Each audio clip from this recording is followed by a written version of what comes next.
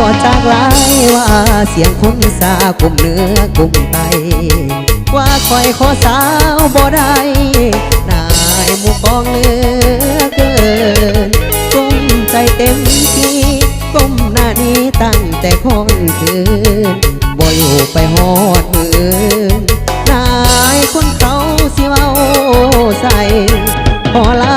พ่อแม่เก็บเอาแพ้กระเป๋าเสื้อผ้าอดกันไว้เด้อน้ำตามึงอย่าเฝ้าหลังออกลายผู้บ่เจ้าของตอนนี้กำลังอับอายเสียหน้าเท่าแก่สองฝ่ายจึงขอไปตายดาบหน้าดีกว่าเปิดอาลานายซาเจ้าของมันจนสิ้นสอดนองสูงเหลือล้นคนจนจึงได้ถอนตัวขอลาก่อนเด้อไอ้ลา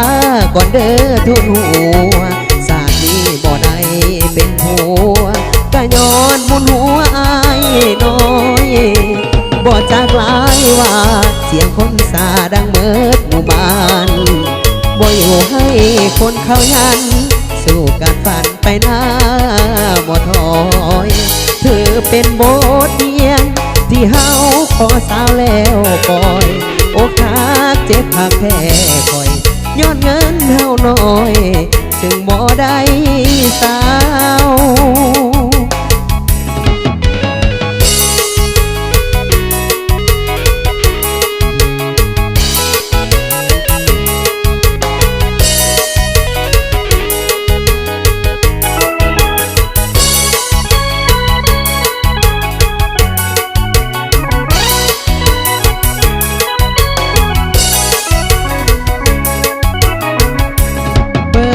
อาลาดนายซาเจ้าของมันจน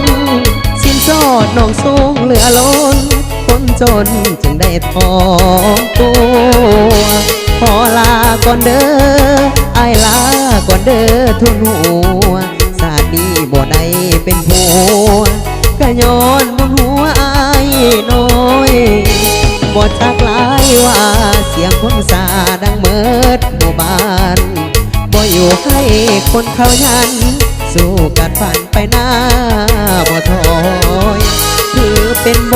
ทเรียนที่เฮาขอสาวแล้วปล่อยอกหักเจ็บหักแพ้คอยย้อนเงินเฮาน้อย